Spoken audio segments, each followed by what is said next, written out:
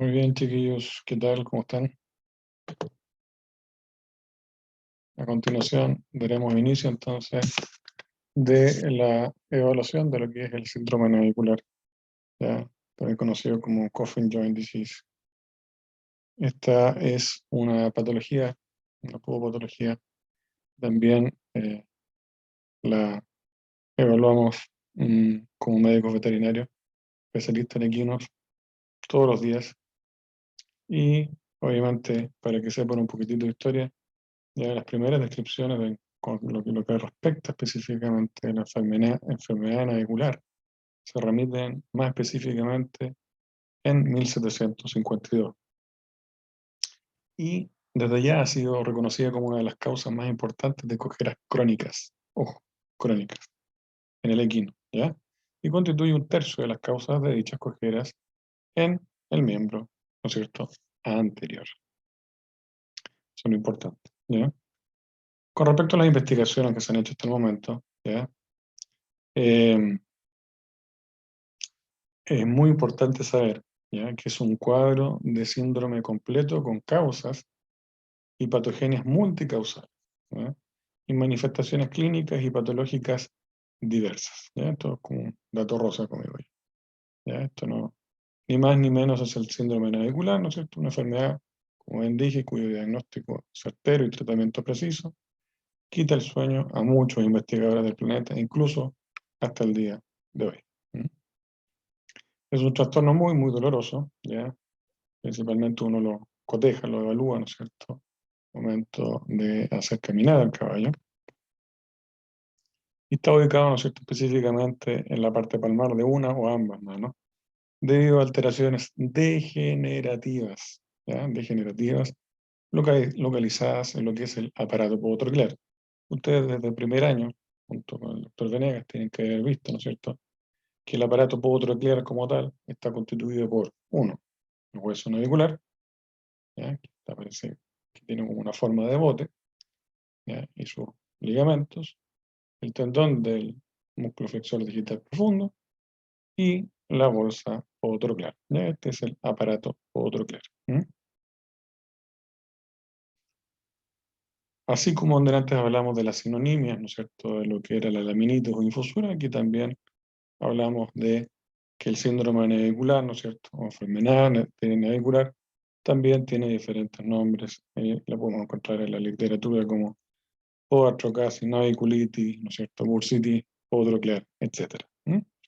Pero la más comúnmente conocida, ¿no es cierto?, es síndrome o enfermedad del navicular. ¿Ya? Ustedes bien saben, ¿no es cierto?, que el hueso navicular propiamente tal, ¿no es cierto?, es un huesito pequeño, como les dije, en forma de bote o lanzadera, como se dice en la literatura, ubicado entre el tendón del músculo flexor digital profundo y la cara palmar de la articulación interfalángica distal, a la que contribuyen un 30% a su anatomía articular. ¿Mm? ¿Cuál es la principal función del hueso navicular? Es la de proporcionar un delicado cambio de dirección, ¿ya?, y asegurar un ángulo de inserción adecuado y constante en la cresta semilunar de la falange distal. ¿Mm? ¿Cuáles son las características de esta enfermedad propiamente tal?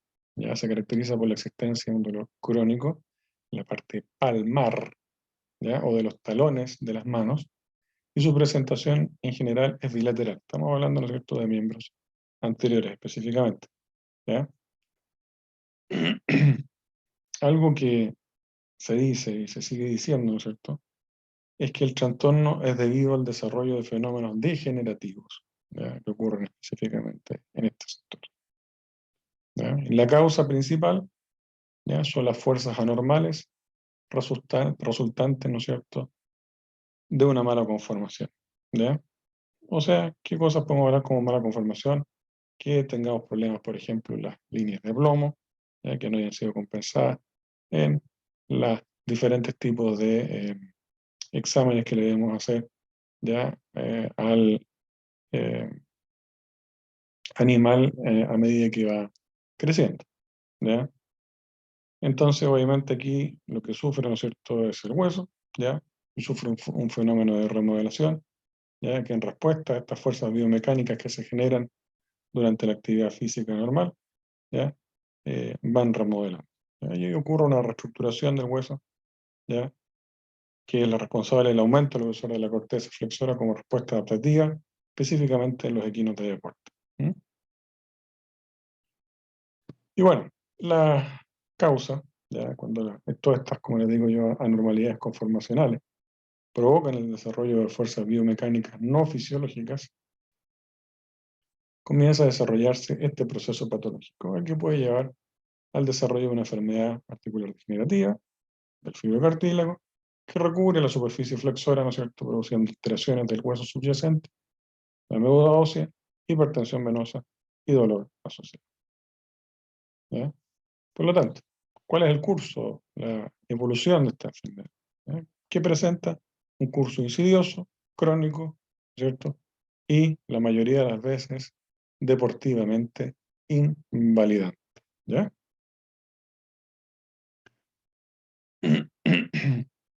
Aquí les voy a colocar un ejemplo de un caso X, ¿ya?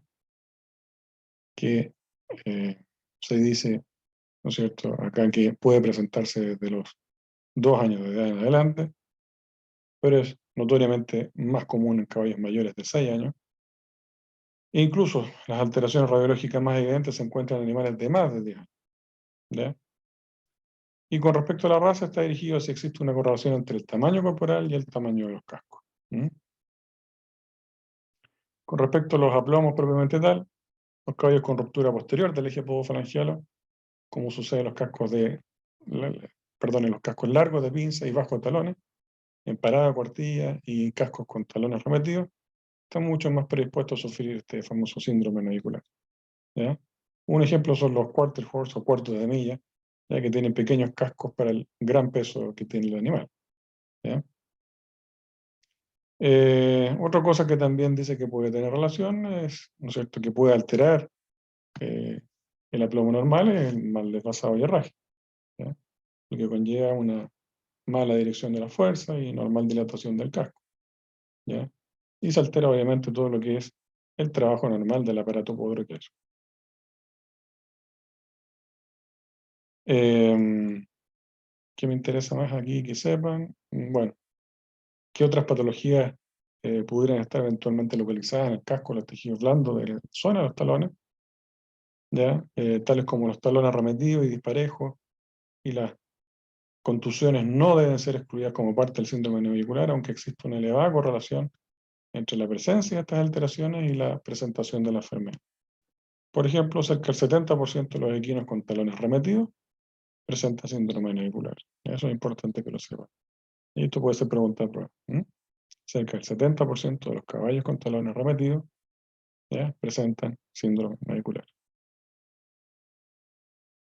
Con respecto a la anamnesis, ¿ya?, usted tiene que preguntar normalmente, bueno, ¿a qué se dedica este animal específicamente? ¿Ya? Y obviamente, repetidas veces uno escucha que el caballo fue gradualmente disminuyendo, ¿cierto?, su rendimiento sin una causa aparente. ¿Ya? Otra cosa que te dicen los viejos que tienen el caballo, ¿no es cierto?, es que se niega a saltar o a trabajar normalmente como lo hacía. ¿Ya? O lo otro es que es típico esto, es que dicen que el caballo suele referir, ¿no es cierto?, el caballo. El jinete suele referir que su caballo ya se niega a cambiar de mano. Ya se niega a cambiar de mano. ¿Qué otra cosa más que uno pudiera eventualmente preguntar? ¿Han habido tratamientos previos? ¿Sí o no? ¿En cuáles hubo mejoría? También me puedo orientar un poquitito el diagnóstico. ¿Ya? Una cosa muy importante.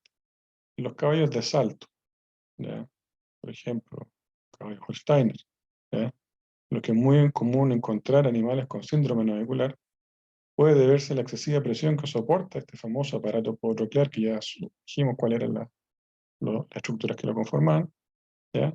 Pero también es remarcable el hecho de que son animales que comienzan a entrenar después de los 5 años, normalmente.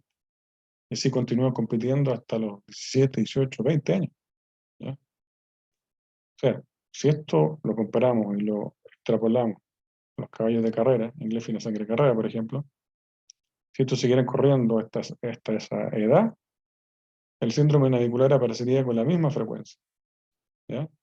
Por lo tanto, es menos frecuente esta patología en el polo, ¿ya? En el trote, ¿ya? Y obviamente eh, hay que tomar mucho en cuenta esto, ¿de acuerdo?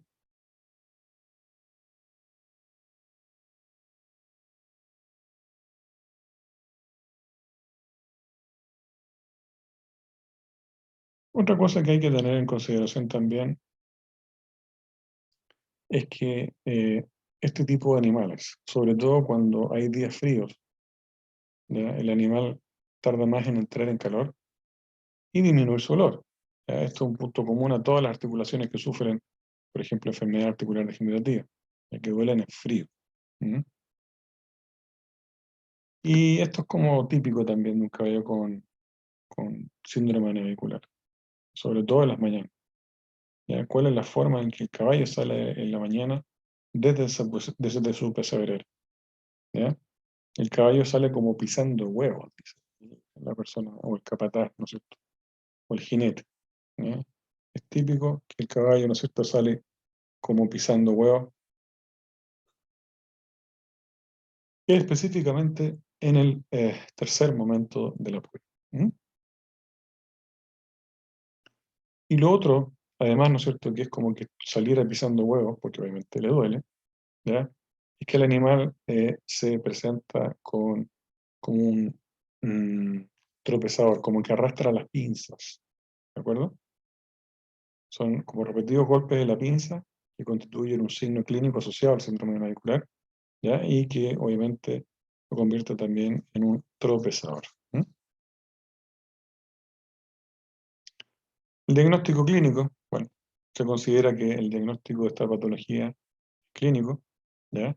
La claudicación generalmente se hace evidente si el cabello trabaja con intensidad o sufre, ¿no es cierto?, el dolor sobre superficie dura, y con frecuencia el reposo hace remitir temporalmente la claudicación. ¿Mm? Con respecto a la observación, a la actitud postural, ¿no es cierto?, el animal suele, como les dije yo, puntear el casco del miembro más dolorido o apoyar la palma, ¿no es cierto?, sobre la muralla del casco del mismo miembro, opuesto. ¿Mm? Con respecto a los aplomos, a la estructura del pie, si uno hace hincapié en la forma del casco, un casco encastillado, ¿no? Un casco encastillado, ¿no es cierto?, ustedes ya saben que es como un casco que es chiquitito, ¿no es cierto?, y como que está como en forma de castillo hacia arriba, puede estar indicando, ¿no es cierto?, la presencia de un síndrome navicular porque el animal, en busca de disminuir la presión en el tercio posterior del pie, apoya menos esa zona, ¿ya?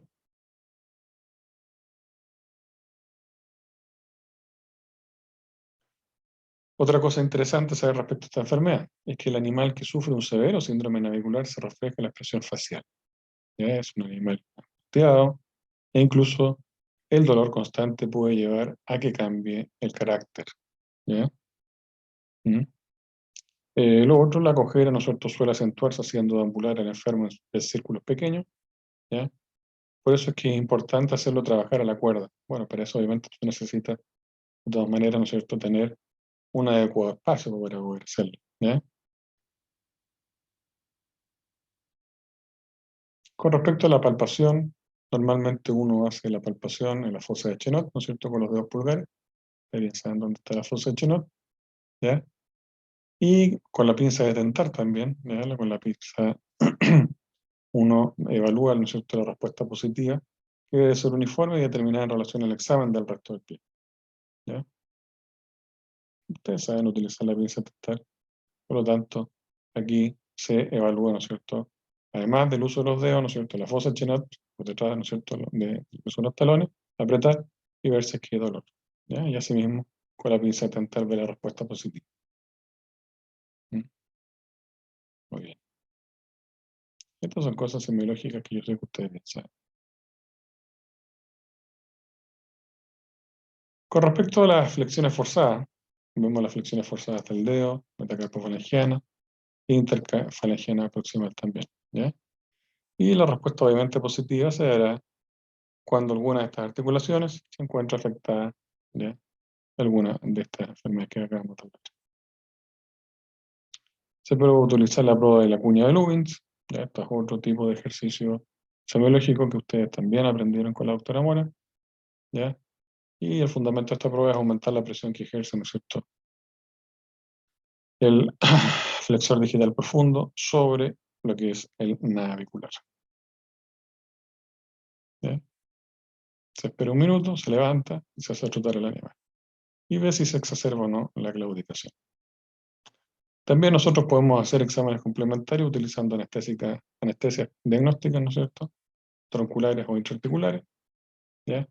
Normalmente un caballo con síndrome navicular disminuye en un 70% su claudicación después de las anestesias tronculares, por ejemplo, digitales palmares, ¿ya? Acuérdense, si de todas maneras, que el uso de anestesias diagnósticas, por lo general, ¿cierto?, ojalá sea utilizado con un tipo de anestesia diagnóstica no tan irritante, ¿no es cierto?, como la mepidocaína o bupivacaína. ¿Ya? La lidocaína es como la más irritante. ¿Mm? Y empezamos, ¿no es cierto?, a hacer ya los famosos bloqueos. ¿Mm? Y aquí obviamente no me voy a detener mucho, esto leyéndolo, ¿no es cierto?, ustedes se van a dar cuenta de que no es muy difícil y después les va a quedar mucho más claro cuando hagamos los prácticos con piezas anatómicas. ¿Ya? Se hacen técnicas de bloqueo, ¿no es cierto?, aplicando, ¿no es cierto?,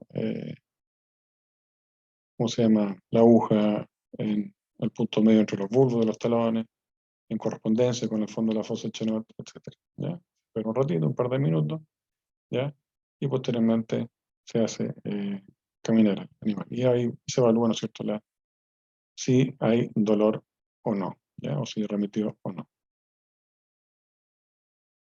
El examen radiológico también es muy importante, ya se debe tener en cuenta que existe una zona gris entre la normalidad, definida por la ausencia de modificaciones patológicas detectables, y las anormalidades evidentes, ¿no? ¿Ya? Por aquí se ve cómo son los diferentes tipos de vistas radiológicas que uno tiene que hacer, ¿ya? Dorso palmar con la muralla formando un ángulo 80 grados, dorso palmar con la muralla formando un ángulo 90, las famosas lateromediales, la skyline, etcétera, ¿ya? Esto lo van a ver ustedes ya con mayor detalle cuando vean radiología con la doctora Mora.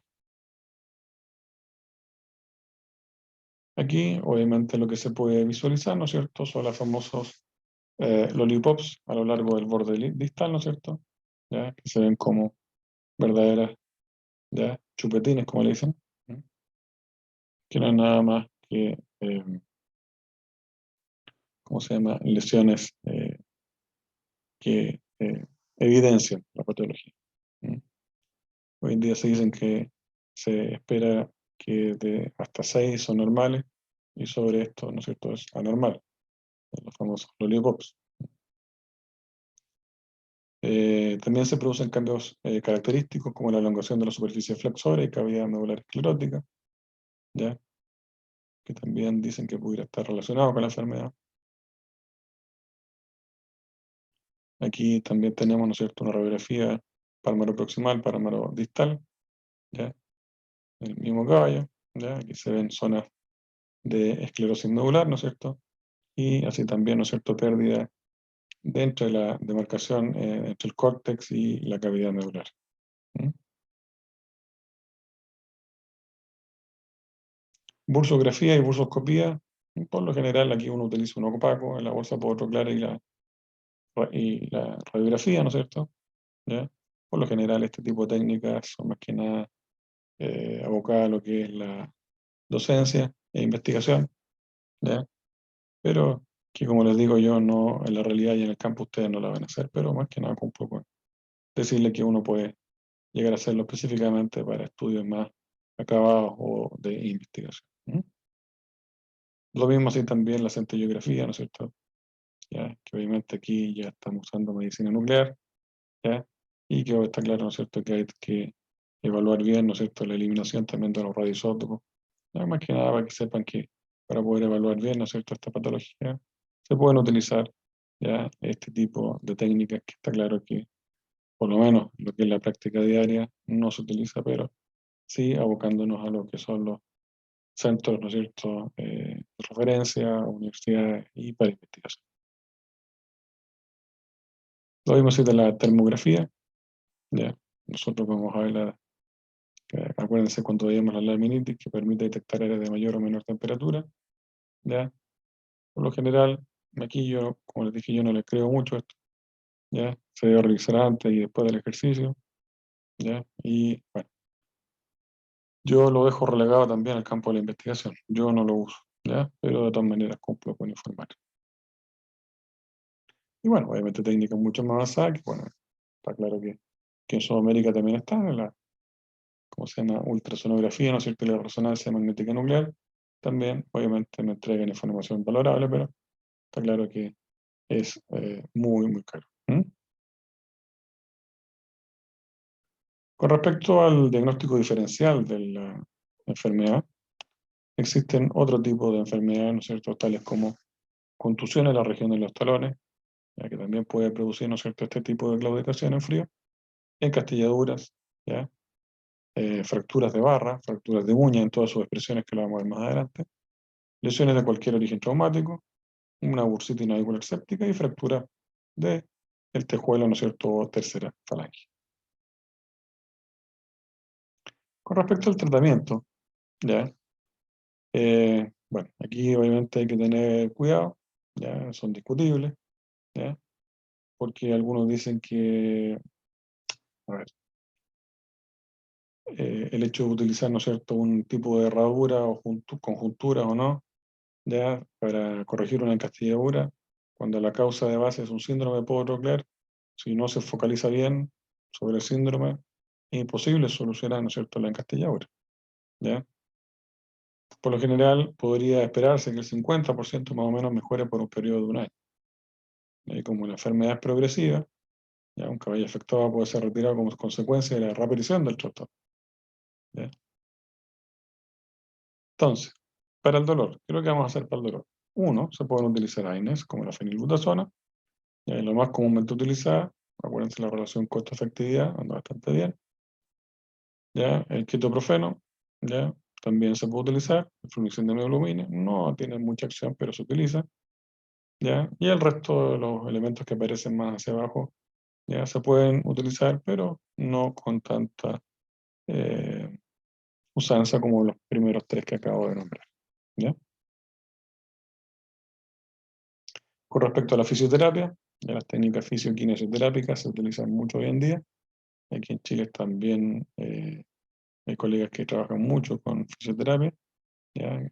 Sobre todo con las ondas de choque, campos magnéticos pulsátiles, en Argentina se trabaja mucho, con la láser terapia se sigue trabajando, ¿ya?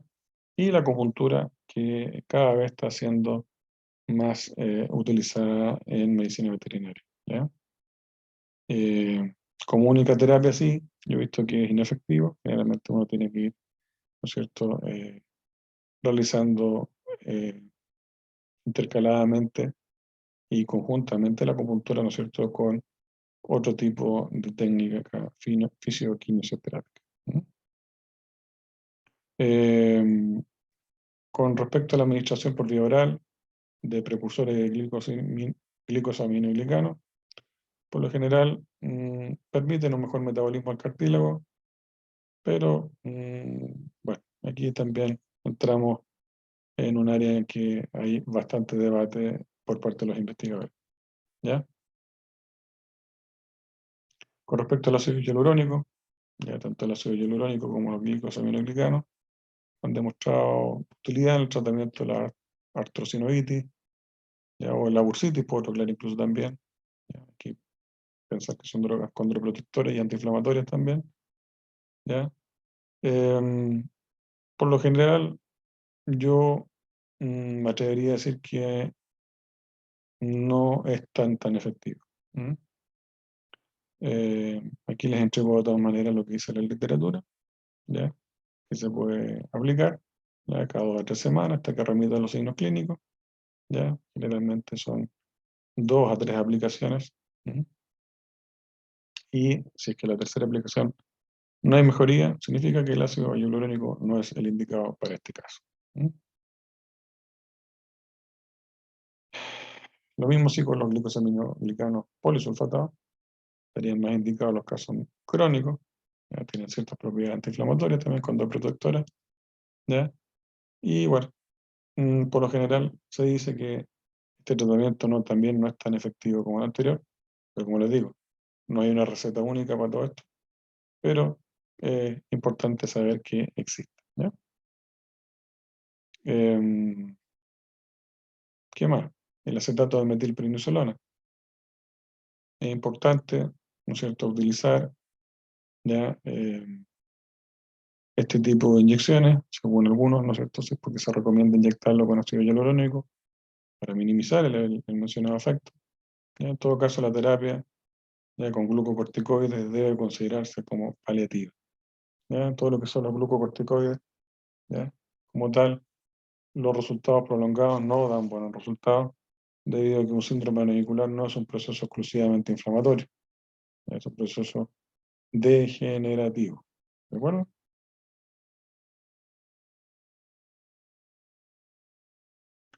¿Cuáles son los tratamientos más recientes? ¿Ya? Por ejemplo, la medicación de la bolsa potrogliar con metilprednisolona, ¿ya?, o triamcinolona asociada con hialuronato de sodio y sulfato de amicacina.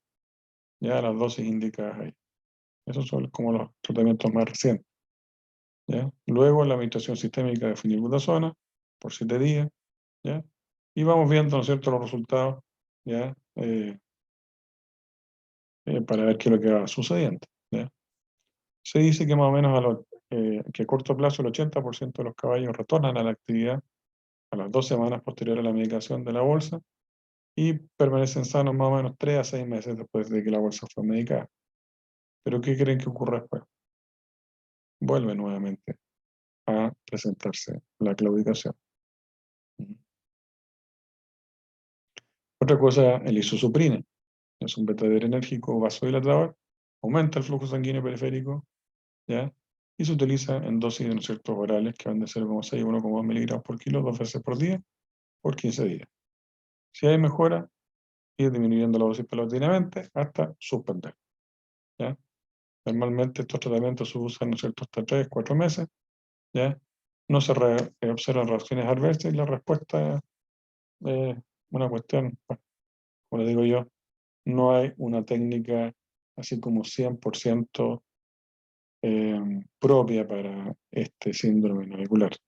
Y como les digo yo, a mí me da muchos dolores de cabeza cuando se presentan, porque mm, así como la laminitis, más todavía esta, que es una enfermedad degenerativa, eh, no he encontrado hasta el momento ningún tipo de técnica que realmente haga que el caballo vuelva en un 100% a ser lo que era o fue, ¿no es cierto?, en cuanto a su performance, ¿ya?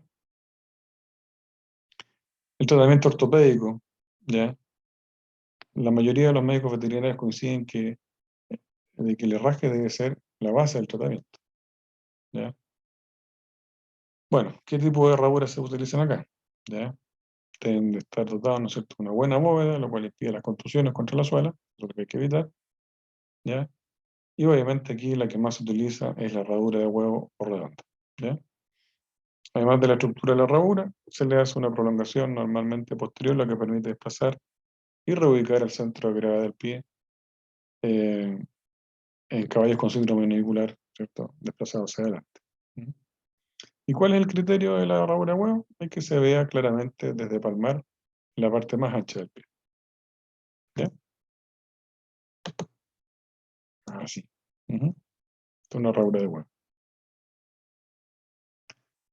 La herradura Bacheta o Balancín también es otro tipo de herradura que se puede utilizar también para síndrome navicular.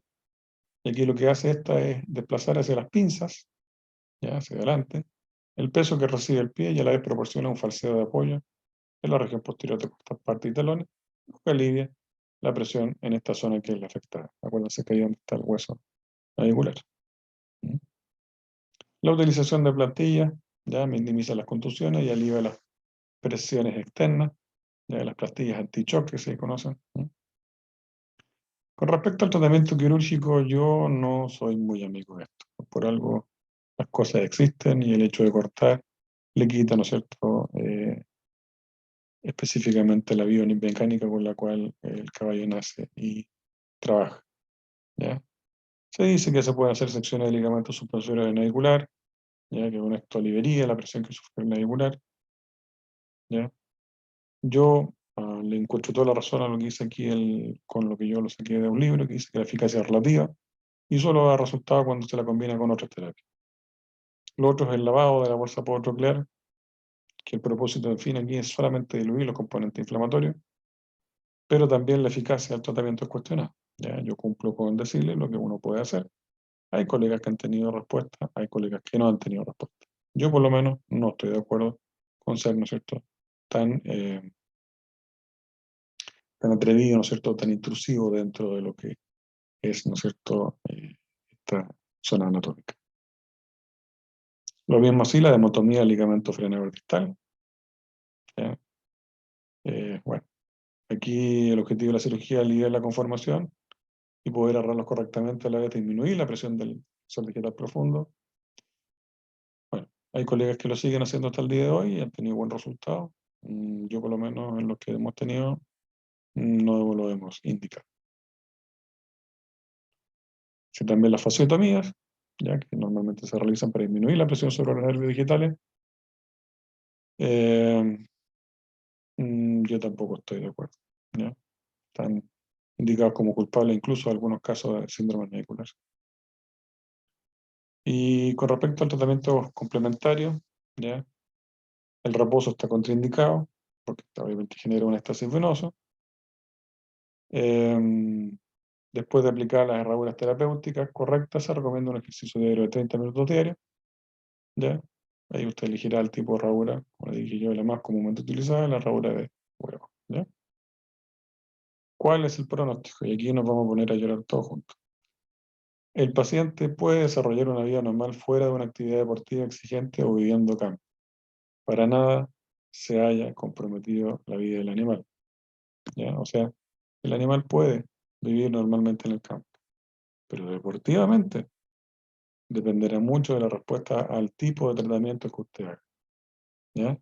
En casos avanzados, el pronóstico deportivo para la alta competencia siempre debe ser reservado, pero en ningún caso debe desahuciarse un paciente para cualquier deporte, ya que existen enfermos, no enfermedades. Esto se coloca en medio poetas, los colegas cuando lo escriben en los libros. ¿Ya? Pero hay que tener claro que al igual que la laminitis, ¿no es cierto?, esta es una enfermedad individual, debe ser tratada individualmente. Yo les di las recetas que existen hoy en día, los diferentes tipos de paper, de acuerdo a la experiencia de los colegas, y ustedes verán el día de mañana qué es lo mejor. ¿Qué es lo que opino yo? Siempre tratamientos conservadores, evaluar bien, ¿no es cierto?, a cada animal, y lo otro, ¿no es cierto?, es no ser tan invasivo en los tratamientos, ¿ya? Y confiar siempre en su herrador que trabaje y que sea profesional, ¿ya? No estos herradores maestros chasquillas, sino que herradores con formación profesional, ¿ya? Que son y van a ser su brazo derecho el día de mañana, ¿de acuerdo? Eh, Importante, muy importante esto también. Es muy importante tener en consideración que el curso de esta enfermedad, que hoy por hoy no tiene una cura definitiva, como les digo yo, que el tratamiento está dirigido a aliviar las manifestaciones clínicas, ojo, principalmente el dolor, como les digo yo, y a limitar que siga avanzando esta degeneración, que permita que todo ese tiempo que usted le dé más a este animal para poder desenvolverse en esa vida deportiva sea la más óptima posible, ¿ya? Y con el menor dolor posible, ¿ya? Y obviamente hacerles entender a los dueños que esta es una enfermedad que requiere atención médico-veterinaria específica junto con un maestro herrador de, eh, de élite. ¿Mm?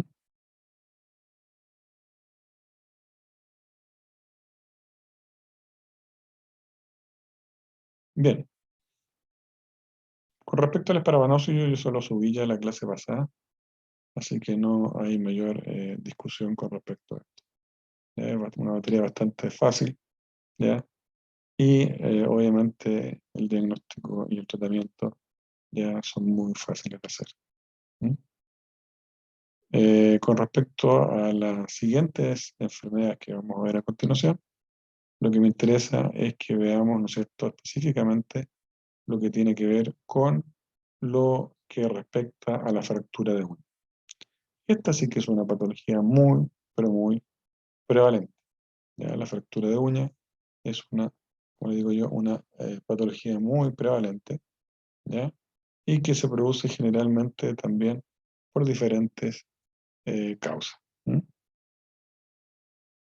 Que voy a mostrar un pequeño video en el cual ustedes van a darse cuenta cómo se trabaja, ¿no es cierto?, para poder tratar este tipo de patología que la vemos diariamente en la clínica aquí.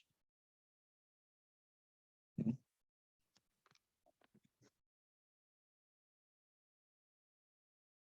Aquí obviamente muestra el médico veterinario, ¿no es cierto?, con piezas anatómicas, cómo normalmente se presentan, ¿no es cierto?, estas líneas de fractura, ¿ya? Y cómo se trata. ¿Mm?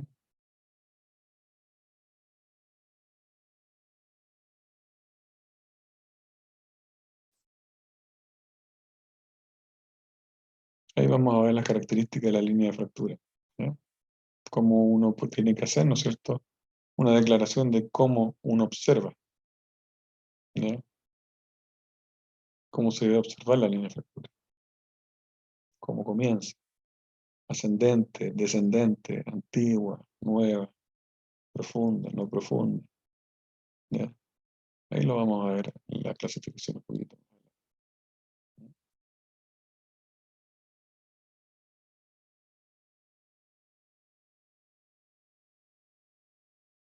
Como se darán cuenta aquí, obviamente también es muy importante tener en consideración de que el médico veterinario tiene que reconocer, ¿no es cierto?, que es una patología muy prevalente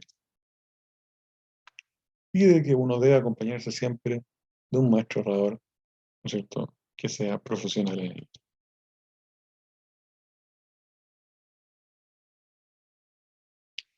Bien, con respecto entonces a la fractura de uña, podemos decir, ¿no es cierto?, que es una patología que es de tiempos inmemoriales, ¿ya? El, la persona que se ha dedicado a trabajar con los equinos se ha visto enfrentada, ¿ya? Como pueden ver, aquí tenemos una fractura de uña bastante fea, ¿ya? Lo mismo acá. Y bueno, los tratamientos muchas veces parecen ser cruentos, pero bueno, es la única forma de poder, ¿no es cierto?, eh, abordarlo. ¿Mm? Y bueno, en patología veterinaria, aquí nos vamos ahora con lo que es materia, se consideran las fracturas, las roturas de tejidos duros, entre los cuales no solo figuran los huesos, sino también, como estamos hablando ahora, los cascos, ¿ya? Cada tipo de fractura tiene una causa específica, y aquí está el interés, ¿no es cierto?, de su clasificación y descripción, ya que conocer la causa es el primer paso para aplicar un remedio eficaz. ¿Mm?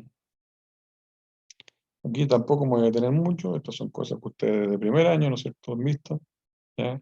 Que es lo que es el casco, ustedes saben que es el estuche córneo que recubre completamente el extremo distal del pie, y anatómicamente, ¿no es cierto?, tenemos tres regiones, que es la pared, suelo y rodilla, ¿ya? Así sucesivamente, ¿no es cierto?, los diferentes tipos de zonas anatómicas que debemos saber, ¿ya? Acuérdense que todo el casco crece de manera solidaria y a una velocidad que es compensada. Normalmente crece a un ritmo entre 8 y 10 milímetros por mes y se renueva completamente, ¿no es cierto?, al cabo de 12 meses, ¿ya? Y como el crecimiento es parejo en toda la pared, la renovación es más rápida en los talones que en las pinzas. Eso también es muy importante tenerlo en consideración. ¿Mm? Con respecto a la definición de fractura de casco, es una solución de continuidad en la muralla. Eso ustedes tienen que saber. La solución de continuidad en la muralla. ¿Mm? Con respecto a la clasificación, esto es muy importante, esto sí es pregunta de prueba, chiquillos. Uno ve la clasificación por su localización, por su dirección, por su profundidad,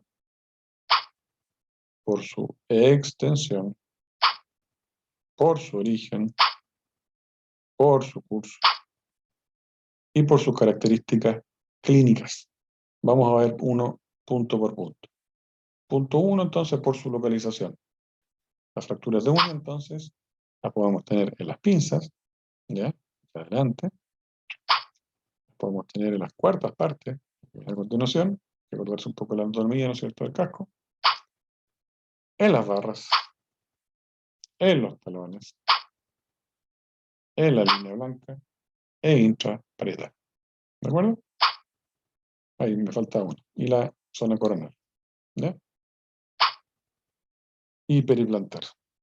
Discúlpeme que esta hora ya estoy destrozado, pero estas son las definiciones que tenemos que tener en consideración. ¿Ya? Por la localización es en las pinzas, adelante, cuarta parte a continuación, en barras, talones, línea blanca, intraparietal, coronal y periplantar. Vamos con la parte número 2. Por su dirección, esto ya es más fácil. Tenemos longitudinales y transversales. ¿Ya? Por su profundidad tenemos superficiales y profundas, obvio, ¿no es cierto? Por su extensión tenemos completas, incompletas, ascendente, descendente e intermedia. Por su origen tenemos, pueden ser traumáticas, mecánicas, por continuidad, ¿ya? Y por su curso tenemos simple y complicada. Y por sus características clínicas tenemos que son, obviamente, recientes, antiguas, ¿no es cierto? Vamos a ver un ejemplo ahora de una fractura en las pinzas. ¿Qué les parece? De acuerdo a lo que hemos hablado hasta el momento. De acuerdo a la clasificación. ¿Cómo sería esta línea de fractura?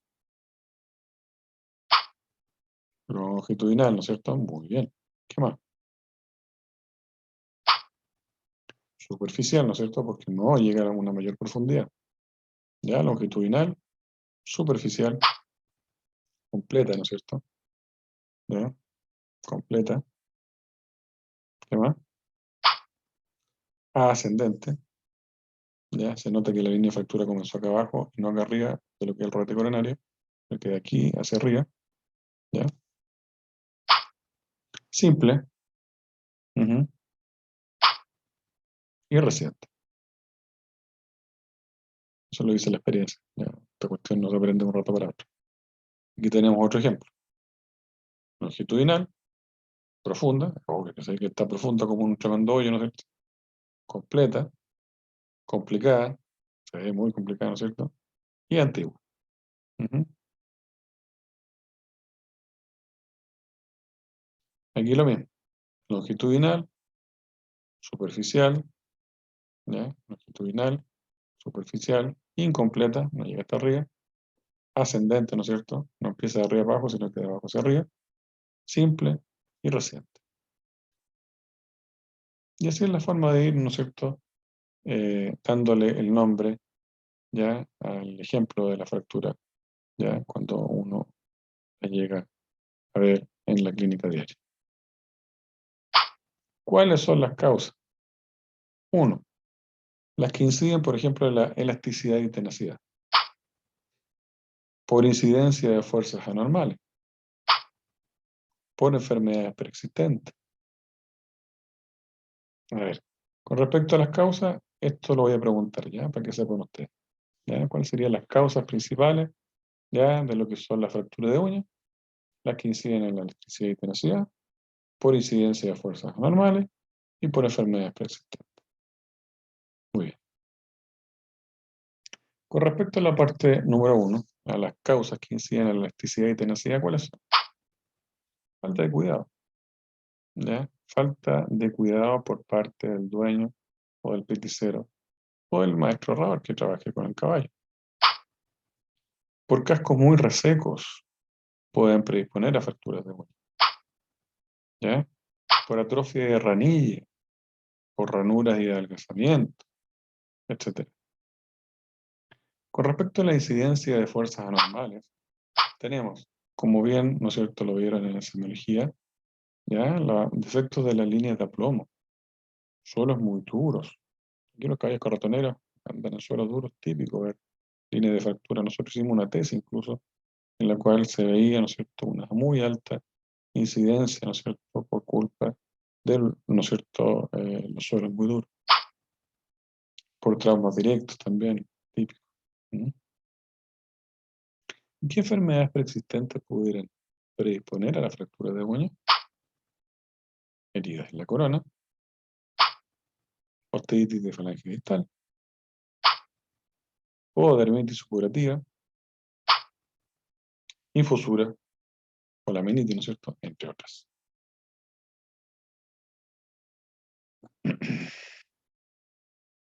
¿Cuáles son los síntomas de la línea de fractura? Por ejemplo, pueden haber claudicaciones que dependen de la localización. Hay unas que no pasa absolutamente nada, pero si cuando es más complicada podríamos eventualmente encontrar síntomas, ¿no es cierto?, como la claudicación, ¿m? Que depende mucho de la localización. Si la línea de fractura está en las pinzas, vamos a tener una claudicación de apoyo, ¿ya? Si la línea de fractura está en las cuartas partes de los talones, vamos a tener una claudicación de elevación, ¿ya? Es importante. Y para el diagnóstico vamos a utilizar algo muy importante que nosotros tenemos. Dos ojitos. Por observación de la continuidad, ¿no es cierto?, esta solución de continuidad de la muralla, ya nos va a decir que ahí está presente esta línea de fractura. Ahora, como ustedes saben categorizarla, ¿no es cierto?, no van a tener ningún problema, ¿ya?, para poder de esta manera socializarlo, ya sea con los colegas con los cuales ustedes trabajan, con el dueño y con el maestro. ¿De acuerdo? Con respecto al pronóstico, bueno, depende del tipo de fractura, pues, chiquillos. Ustedes ya saben, aquí no nos vamos a complicar mucho en darle mucho más rienda a esto. Y en cuanto al tratamiento, bueno, depende mucho del bolsillo también y del tipo de elementos que vayamos a utilizar, ¿ya? Lo ideal es hacer un tratamiento preventivo, ¿ya? Que estos cascos no estén resecos, ¿ya?, que no estén quebradizos, tratar de que el animal no camine, ¿no es cierto?, demasiado en superficie dura, todo lo que hemos ido hablando hasta el momento, ¿ya? Entonces, el tratamiento puede ser preventivo o curativo. ¿Qué es lo mejor? Preventivo, ¿no es cierto? Y de ahí viene el curativo, que en caso cuando ya encontremos la línea de fractura propiamente tal. ¿Ya? El tratamiento preventivo es, como les dije yo, mantener un casco hidratado, ¿ya? No apoyar la herradura caliente sobre la zona durante mucho tiempo. Esto obviamente es el trabajo del herrador. Desfasado y herrajes periódicos, ¿ya? No dejar pasar mucho tiempo con ello. Y obviamente el tratamiento curativo, ¿no es cierto? Bueno, es inmovilizar los labios de la fractura, ¿ya?, para que no se siga abriendo. Aquí podemos utilizar suturas, grampas, clavos, ¿ya?, desfasados y herrajes, ¿ya?, herrajes correctivos que se pueden utilizar, ¿no es cierto?, con punturas o pinzas. Ir evaluando el control del crecimiento córneo, ¿no es cierto?, la higiene. Y muchas veces también uno recomienda dosis de biotina con algún tipo de aminoácido, perdón, sulfurado. Y bueno, si llegáramos a tener un foco superativo, drenar ese foco superativo. Aquí tenemos un ejemplo de tratamiento curativo. Aquí lo que hubo, ¿no es cierto?, es una inmovilización de los labios, de la fractura, ¿no es cierto?, con una herradura, con pestañas, estas son pestañas, ¿no es cierto?, en las cuartas partes. Y aquí en este caso solo se usan 2 clavos en cada cuarto. Aquí tenemos una inmovilización, ¿no es cierto? ¿Ya? Aquí está la línea de fractura. Ya se hizo una inmovilización del área de la fractura con chapa en forma de arco con 6 tornillos. Número 6. ¿Ya? Tornillos de cabeza número 6. Aquí vamos a ver un video.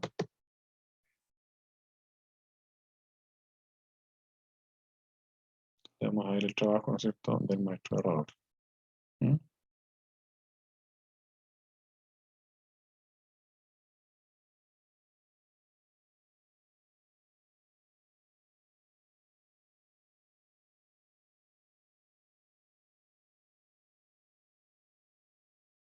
Día 1. Llega un caballito, ¿no es cierto?, con una linda línea de fractura. Y obviamente se darán cuenta de que está totalmente inestable. Ya se llega a abrir incluso, el caballo se mueve y pisa. ¿Se puede arreglar? Perfecto.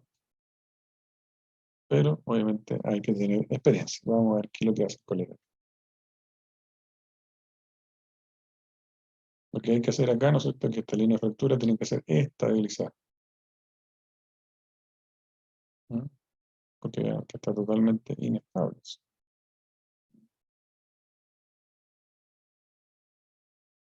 Entonces, aquí empieza el trabajo, como digo yo, de chino. ¿Ya? Hay que tener paciencia. Esto es un arte, ¿no? Un verdadero arte.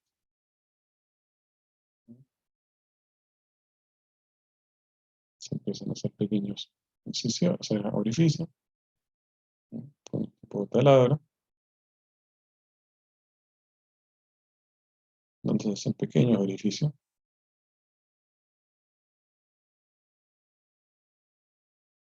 en ambos lados.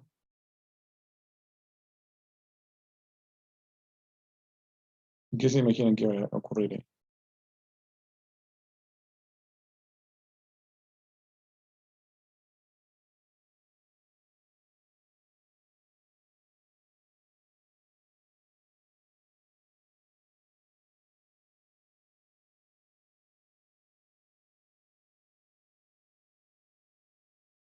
Se empieza, ¿no es cierto?, a utilizar estos tipos de elementos, generalmente hechos a base de acero quirúrgico, ¿ya? Y se empieza, ¿no es cierto?, a estabilizar la línea fractal.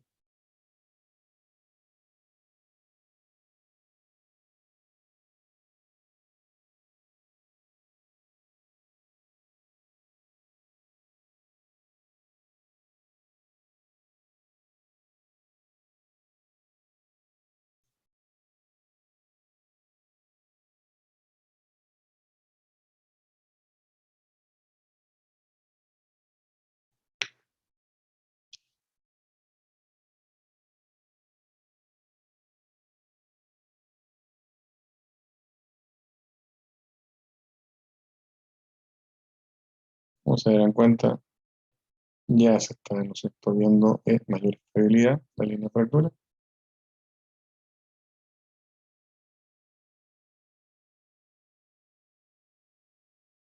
Este es uno de los muchos tipos de técnicas,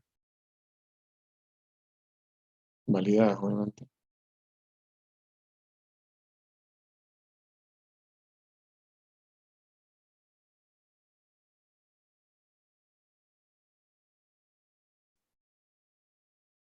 Para los que les guste, bueno, todo este tipo de técnicas pueden ser aprendidas, ya se pueden ir a trabajar, a aprender, por ejemplo, en la Escuela de Herradores, por ejemplo, la Universidad de Buenos Aires, que dirige el doctor Alberto García Liñeiro, uno de los ponentes mejores que hay aquí en Sudamérica.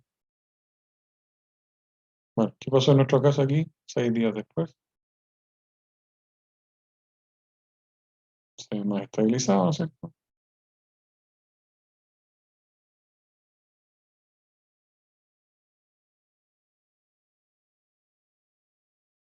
Saca,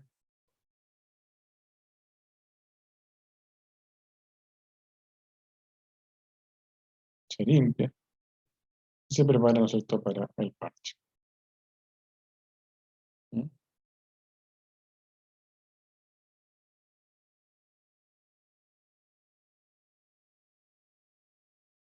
Aquí los maestros herradores en Chile, por ejemplo, en la Escuela Carabinero, ya en la Escuela eh, de Caballería, ¿no es cierto?, del Ejército, se forman maestros herradores profesionales. ¿Mm? En Alemania, por ejemplo, para ser maestro herrador se requiere estudiar 5 años. Es una verdadera profesión. Como digo yo, es un arte. Y hay que tener mucha paciencia. ¿Mm?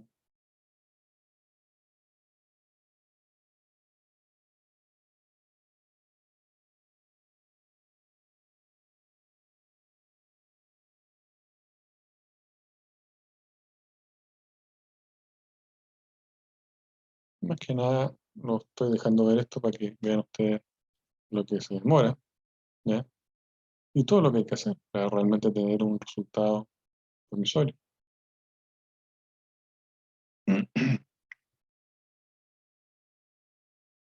Si limpiamos nuevamente, ¿ya? Hacemos nuevamente nuestros hoyitos, ¿cierto? Con el drill se hacen nuevos hoyitos.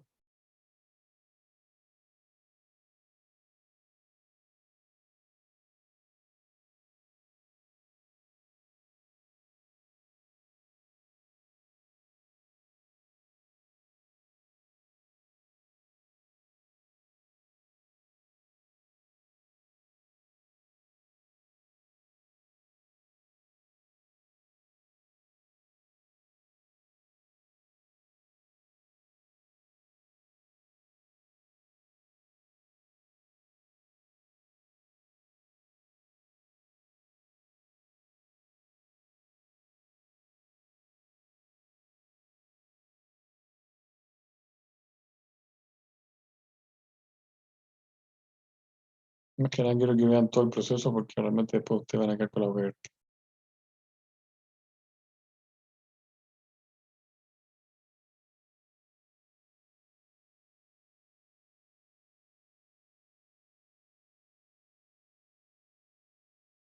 La juntura, ¿no es cierto? Nuevamente.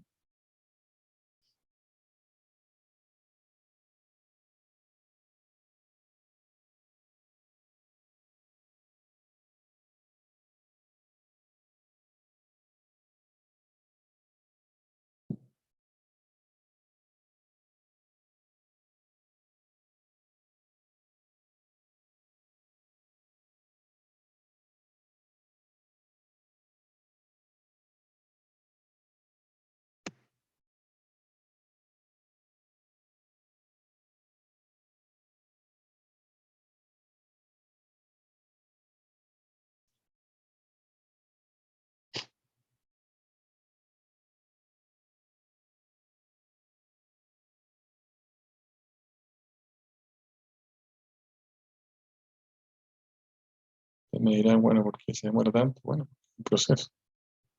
Obviamente aquí está también resumido, pero es un proceso. ¿Ya? ¿Se dan cuenta ahora que está un poco más estable? Bueno, ahora se empieza, ¿no es cierto?, a colocar este famoso como pegamento. ¿Mm?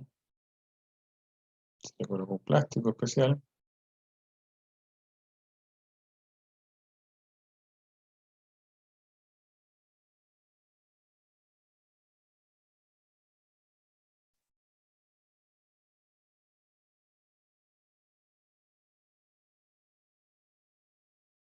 Como les digo yo, esto es un arte. Posteriormente se evalúa, ¿no es cierto? Se seque. 5 minutos después, se produce como una reacción química, se saca y ven ustedes cómo va quedando.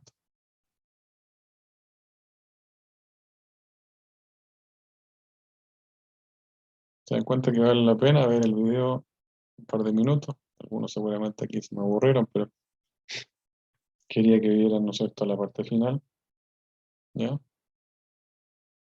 De cómo quedó. Top, ¿sí o no? Ujú. Espectacular.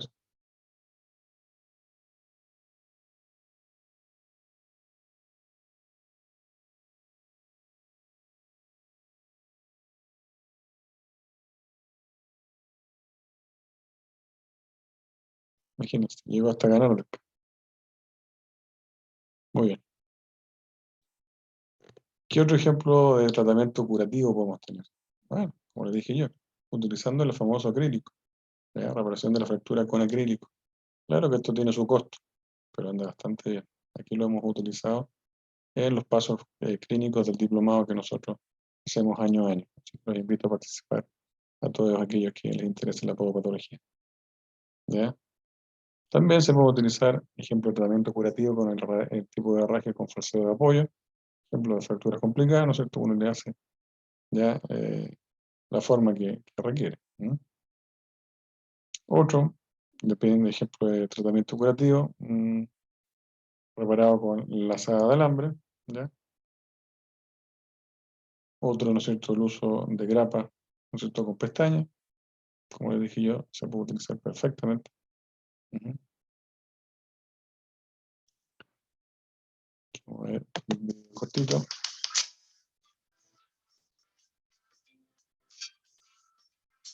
So today, during the retrimming and reshoeing of the horse keratoma surgery, the first thing we did is obviously take everything off, trim the foot Es un buen desfasado, ¿no es cierto?, se abre bien la línea de shape it fractura. to fit Sound Horse Series 1 shoe to that foot with a toe cut out where the area was resected.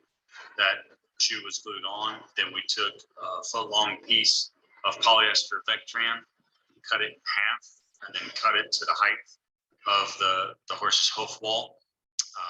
And we saturated both sides with the polymethyl methacrylate, or specifically Equilox, folded it into thirds, pressed it together, and then applied it on either side of Se encuentra the todo lo que se resection abrió ahí, después to posteriormente se allow a utilizan base diferentes tipos de for bases para poder, the ¿no es stabilizing cierto?, plates of estabilizar la aluminum línea de to be fractura. screwed into without screwing into the horse's wall.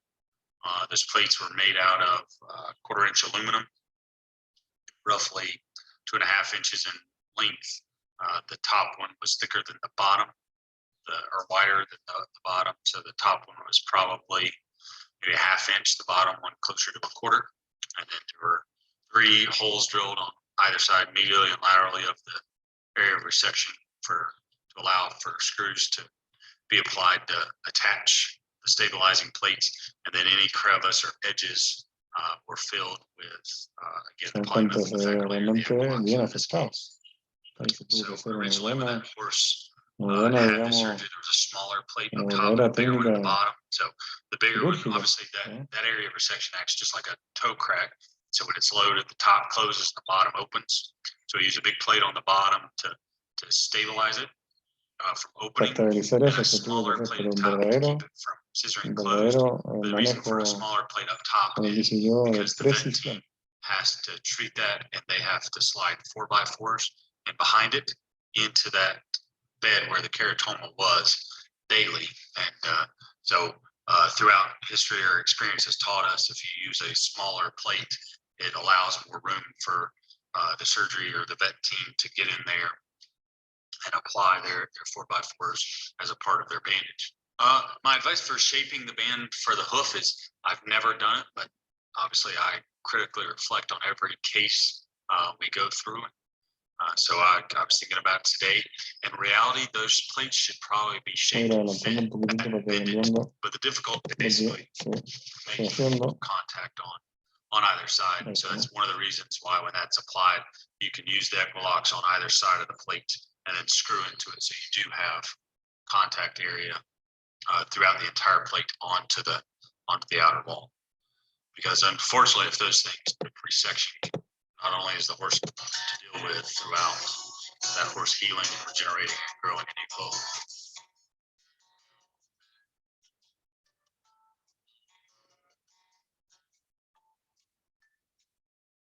Muy bien. Bueno, chiquillos, en fin, para poder terminar esta clase, lo hizo lo más rápido y dándole los tips más importantes que me interesaban a mí. ¿Ya? Aquí no quiero que se aprendan de memoria, sino que más bien escuchen lo que yo les dije con respecto, por ejemplo, al síndrome navicular, que es una de las patologías prevalentes, que lamentablemente por su curso insidioso y crónico y degenerativo, no tenemos un tratamiento sí o sí definitivo. Cada caso en particular es diferente, ¿ya? Y está claro, ¿no es cierto?, que ahí ustedes tienen que ver el criterio, el bolsillo y el trabajo concomitante con su maestro errador, ¿ya? Que obviamente aquí, además de lo que usted aplica farmacológicamente hablando para lo que es el dolor, ¿ya?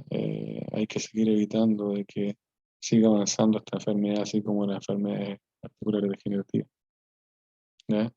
Y lo otro, con respecto a la fractura de uña, lo que vimos, ya que siempre también usted tiene que trabajar con el maestro ahorrador en paralelo, junto con el dueño, y ver qué es lo que es mejor. Ya, y obviamente ya de ahora en adelante no me pueden decir de que no saben clasificar el tipo de línea de factura. Eso va a ser pregunta de la prueba. Y está claro, ¿no es cierto?, que de ahora en adelante la comunicación entre pares respecto a lo que es la clasificación de este tipo de facturas va a ser y es nacional e internacionalmente de esta forma. Bueno, espero no alargarme más. Cualquier duda o consulta lo hablamos el día jueves, lo que es la retroalimentación. Muy buenas noches, que estén bien.